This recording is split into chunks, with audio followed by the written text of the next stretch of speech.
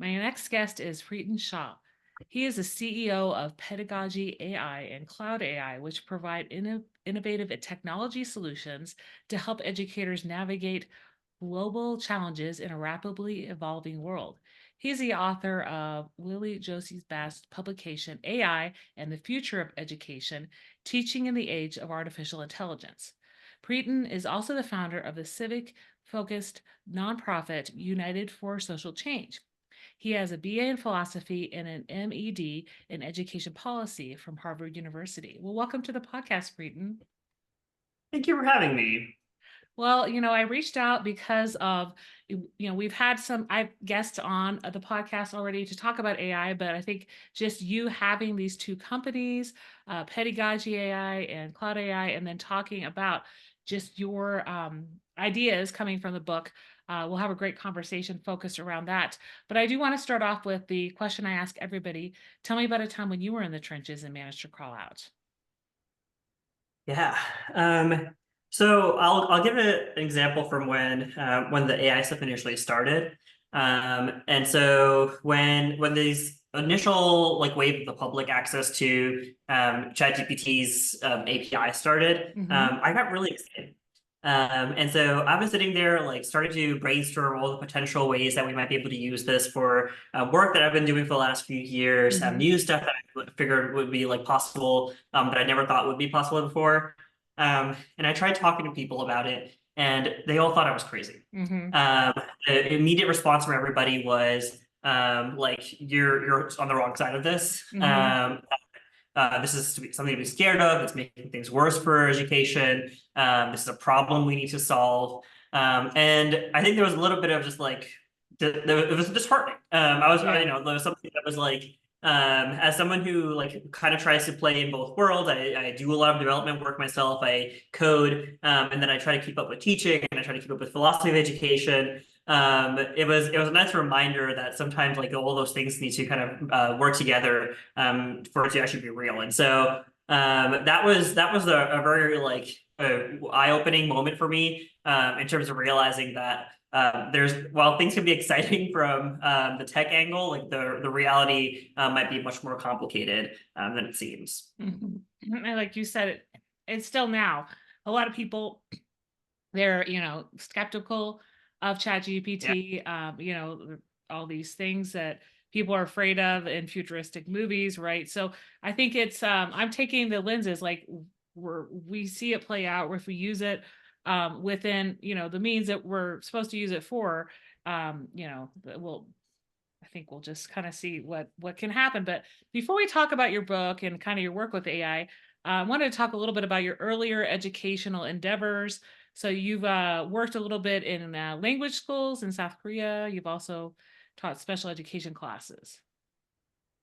Yeah, so my teaching experience has been a hodgepodge of lots of different things. And so my first venture was an education nonprofit in high school. And we did a peer-to-peer tutoring program where we also worked with the early childhood education programs.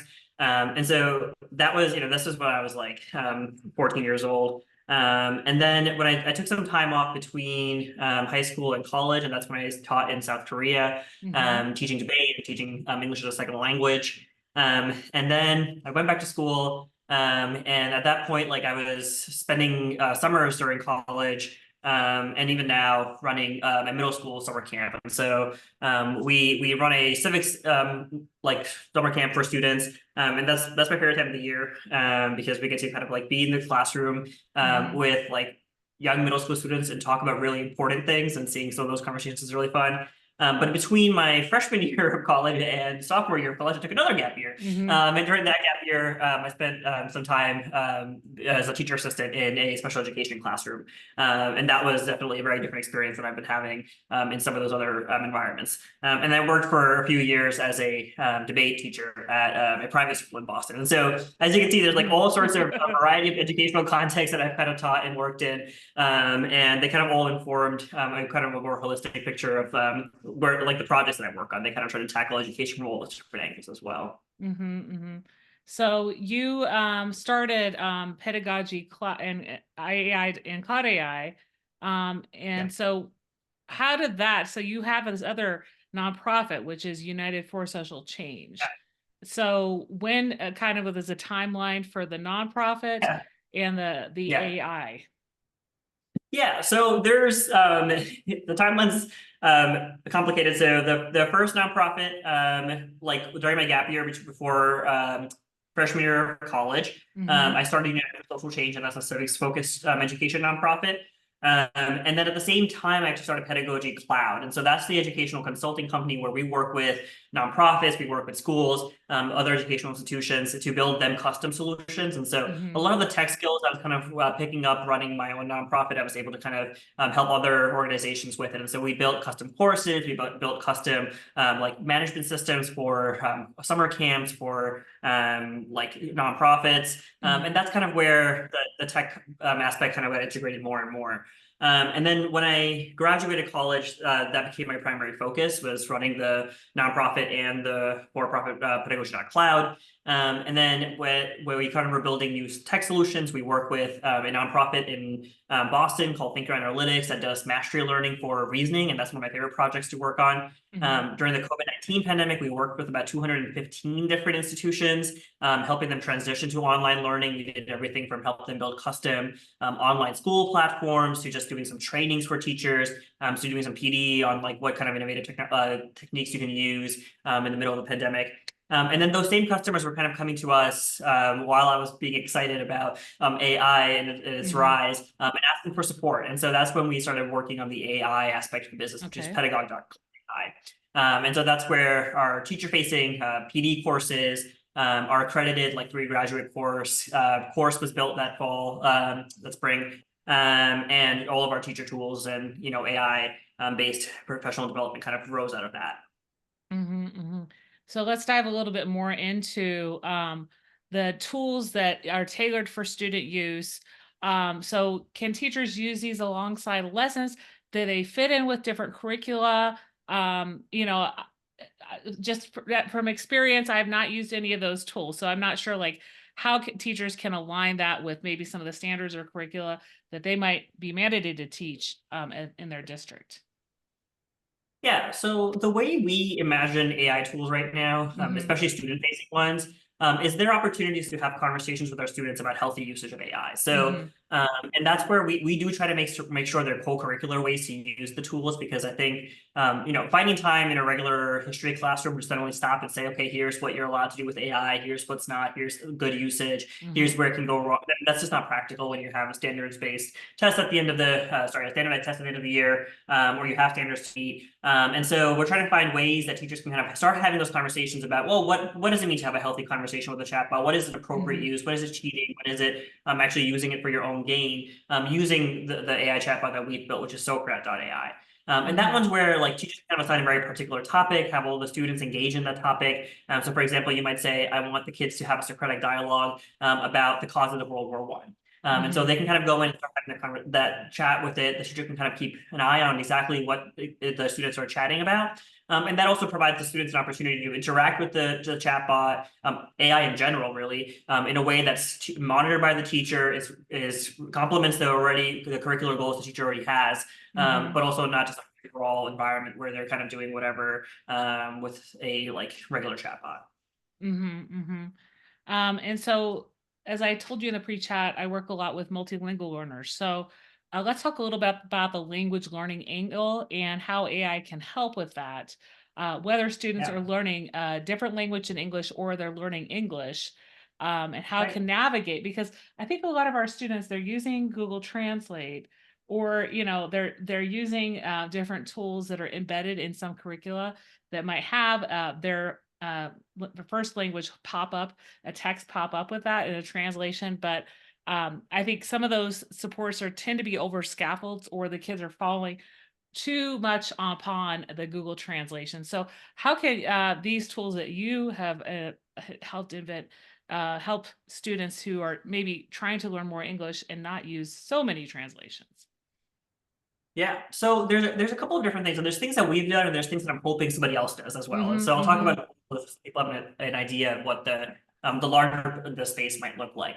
And so there's everything from AI-based translations, which are much more robust than Google Translate. It kind of gets the nuance a little bit more. And so it's likely to trip up like basic idioms and things like that. And so if a student wants to do basic translation and they need something robust, the AI-based systems are good for that. What we've built is a chat bot where the student can actually interact at the exact level of language that they're learning. And so if they're an A2 Spanish speaker, they kind of want to get to like a B1 level, we can set the chat bot to that level, and they can have a real life conversation. So they can pretend they're a waiter at a restaurant in Paris and kind of have a conversation in French at that level. And practice their conversational skills. And that's where we kind of see the potential for it. Our system allows teachers to kind of pick which vocabulary words to focus on, which grammatical concepts to focus on, and kind of empowers the teacher to exactly dictate what kind of conversation the student ought to be having in the target language. And now that's kind of like what you'll see in the space for the next few like months, maybe in the next year. But there's also really cool things we can be doing in the long run. I'm hoping that as the technology becomes cheaper, as we can kind of integrate more of these things into like larger platforms, we may be able to see some of these things. And so one thing that I'm hoping somebody builds is headphones, because they're already translation headphones, right? So they're headphones that you can kind of wear, travel to a country, and kind of get everything translated back into your native language, and then your phone like kind of spits out the target language of the area.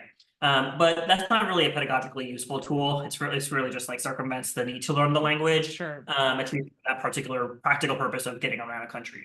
But a pedagogical version of that might be headphones that you put in while you're an ESL student in an immersed classroom. And the headphones actually kind of know which words you've already learned and been exposed to, and which ones you haven't.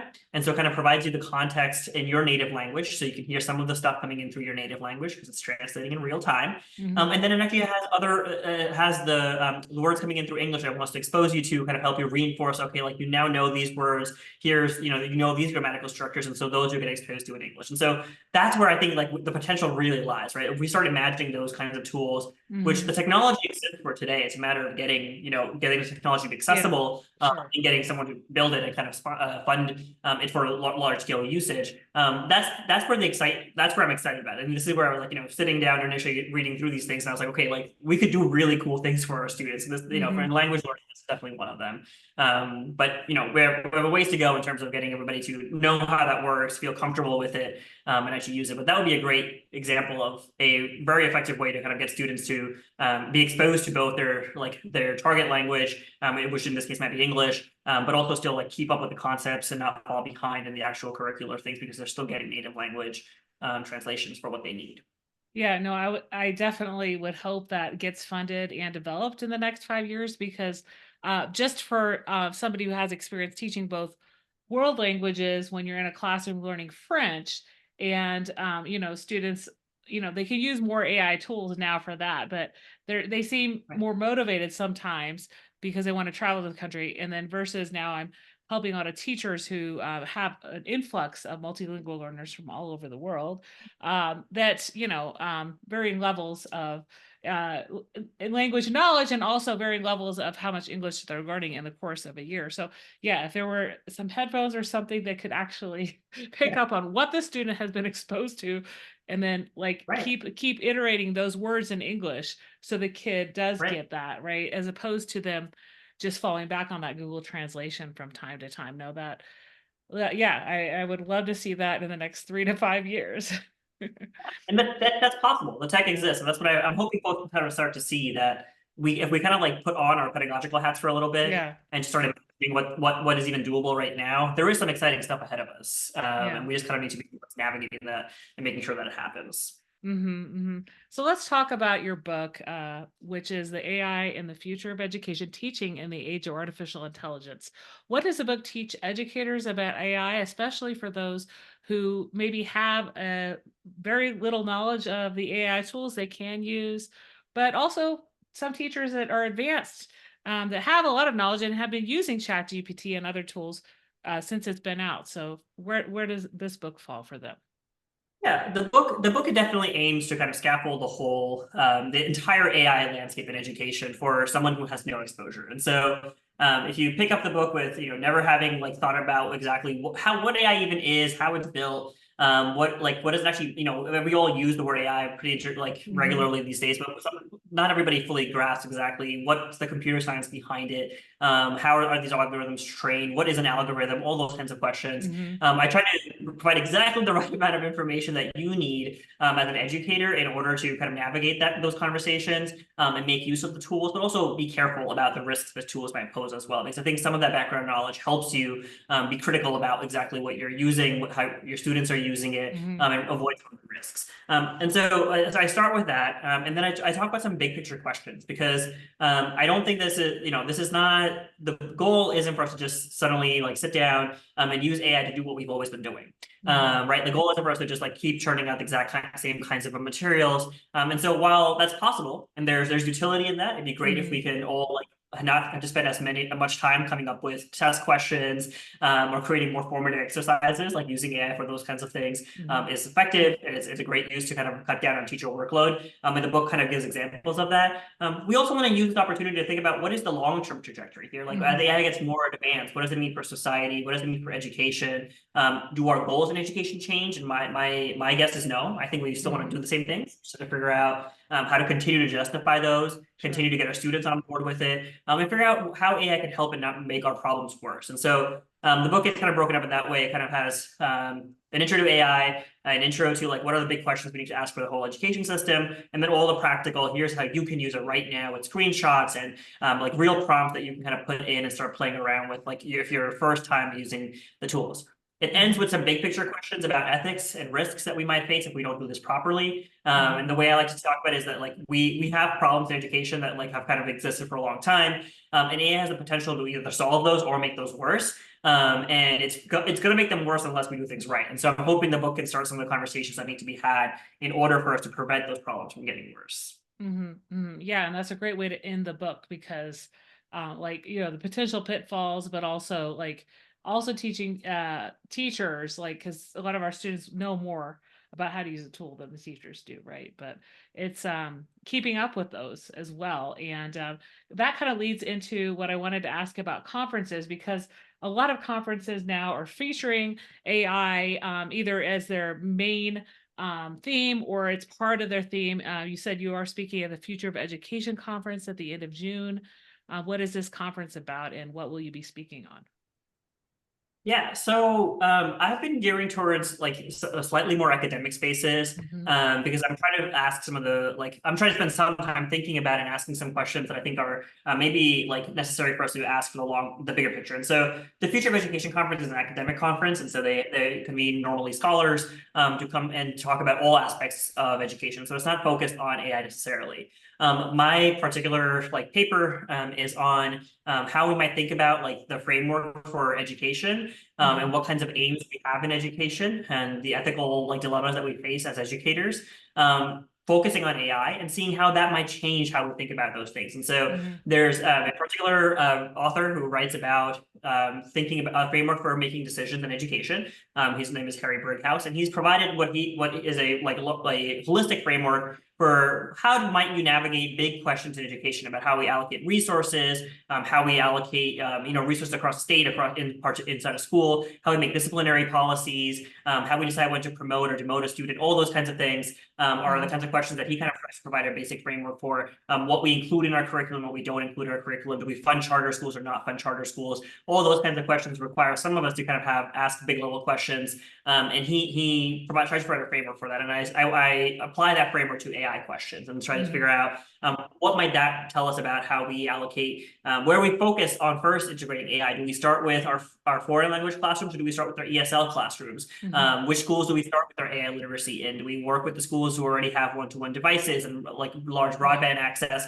And get them all onboarded onto AI because it's the fastest place for us to do so? Or do we first fix our broadband problem across the country and make sure every school has broadband access, and in the Hmm. meantime, not having resources to spend on AI literacy? So these are tough questions. I don't think I have the answer for them, and I don't think anyone would. But I hope that we can kind of help navigate some of that thinking around it, and provide at least a framework for thinking about it. Hmm. Hmm. And so this conference, I'll leave the link in the show notes.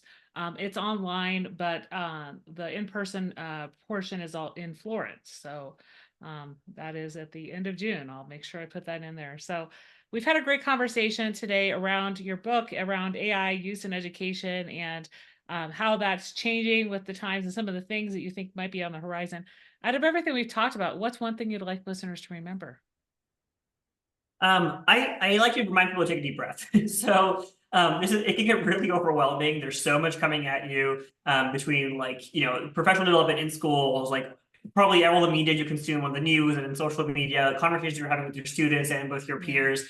And I think that just important to remember that like this is all moving pretty fast. Everybody's feeling really overwhelmed. Yeah. Um, it's good to take a deep breath, figure out what the right move is for you, that your next couple of moves, Sure. whether it be reading a book or listening to a podcast episode and figuring out, starting to gain some of the knowledge so you can navigate whatever keeps coming out. But no one is behind anyone else. Everybody's kind of facing the same onslaught of information and progress. And so we're all navigating it together. So hopefully, I know there are lots of folks who are feeling really overwhelmed by it right now, but everybody's in the same place. And those like minor catch-ups that we need to do will happen in due time.